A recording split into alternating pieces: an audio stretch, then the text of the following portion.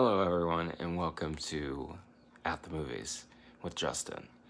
So, I want to talk about The Predator from I think it's 2016, maybe 2018. I'll have to double check that. But, anyways, I think this movie's cool. You know, this movie is just your B movie that shouldn't be as good. And I know a lot of people don't like it, but I think it's cool. And one fact, I'm not Canadian, but I love Canada.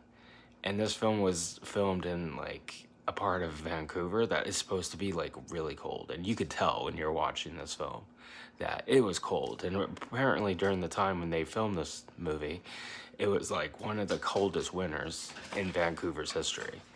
So I think it's cool. What do I love about this movie? It's just the dialogue. The dialogue is so cheesy that it's just funny. You're just like, okay. you know?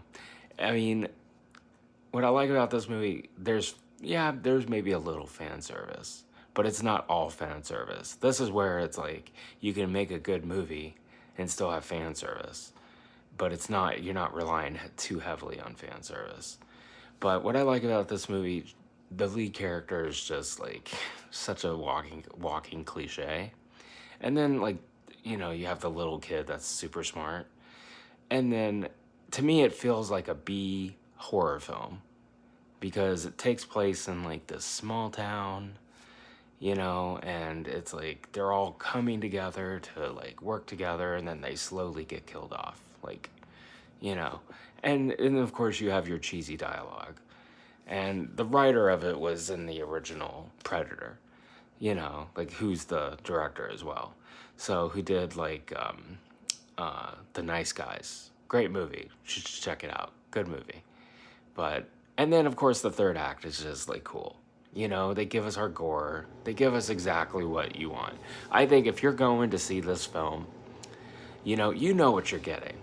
You're not going to get some really, really good dialogue. If you want good dialogue, you watch a Christopher Nolan film.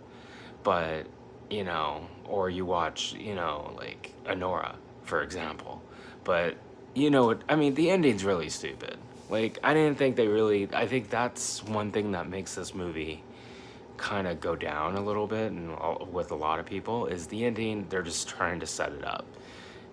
So they really did not need that ending of what they did. And it's okay, but even though the movie didn't perform well, so it's not going to get a second film. And, they're doing their own set of Predator films now. But that's my review. I hope you liked it.